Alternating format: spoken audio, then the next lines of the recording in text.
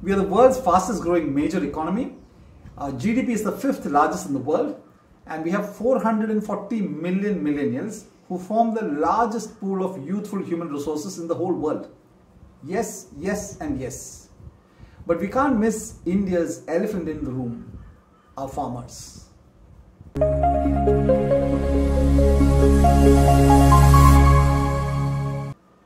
Tens of thousands of farmers, mostly from Punjab and Haryana, are swarming the borders of Delhi yet again with a list of long-standing demands. They carry with them the demands of some 600 to 700 million Indians who make a living out of agriculture. And they represent a paradox the whole world can't miss. The paradox borders the absurd. India's granaries have been overflowing for some time now, and the farmers who accomplish that feat are impoverished. Figure that out. Food grain surplus and food insecurity at the same time. Take a look at some of India's robust growth pillars of food grain production. Rice, 135 million tons in 2022-23, up from 129 million tons in 2021-22. Wheat, 112 million tons in 22-23, up from 107 million tons in 2021-22. And total food grain production, 330 million tons in 22-23, up from 315 million tons the previous year. Over 10 years, from 2012-13 to 2022-23, our food grain production has jumped an impressive 28% from 257 million tons to 330 million tons, far outpacing our population growth in that same period. We've done so well in agriculture production in 2022-23 that our produce of maize, soybean, oilseeds, sugarcane, rapeseed, mustard are all at record levels. We are the largest exporter of rice in the world at 16.5 million tons. Second place, Thailand is miles behind at 8.2 million tons. And in wheat exports, we are among the top 10 in the world. Having said that, let's shift our gaze to the elephant in the room. The Food and Agriculture Organization, FAO, the International Fund for Agriculture Development, IFAD, the United Nations International Children's Emergency Fund, the UNICEF, the World Food Programme, WFP, and the World Health Organization, WHO, jointly published in 2023 the State of Food Security and Nutrition in the World. It says 74% of Indians cannot afford healthy food.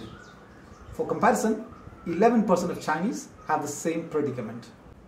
Consider that. We can produce all the food, fill our granaries, even export it, but 74% of us cannot afford it. Our warehouses are overflowing, but those who made it happen are suffering. From Vidarbha, Maharashtra, to Wayanad, Kerala, to several other regional rural areas in the country. We take pride in having pulled out some 250 million people out of poverty over the last decade, but we have also had to provision free rations for some 810 million people for another 5 years.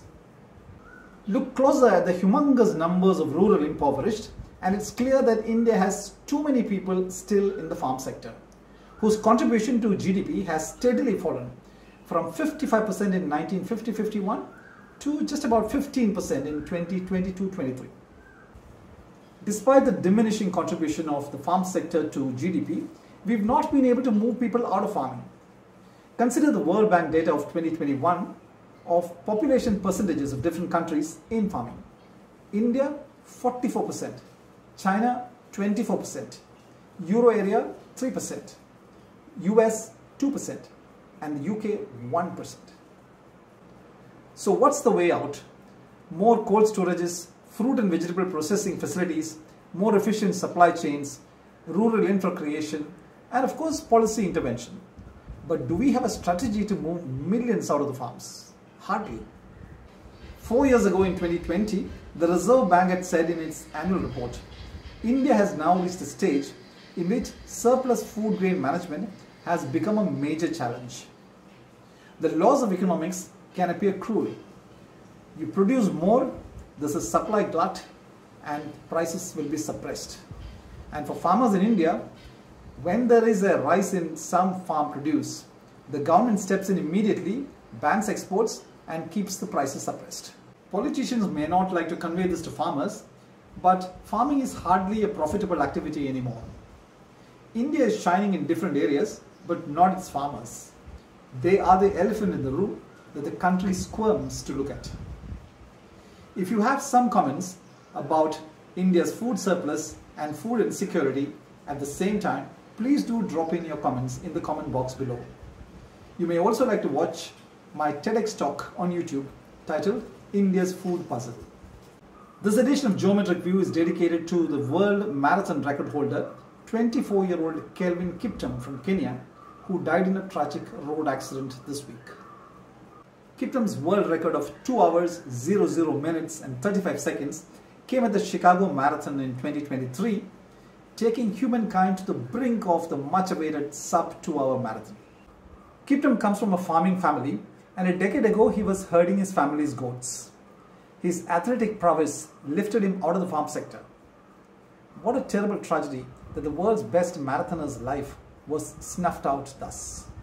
He leaves behind wife Asenath Rotich and 2 children. Rest in peace, Kelvin Kiptum, the world's best marathoner. You leave the biggest vacuum at the Paris Olympics.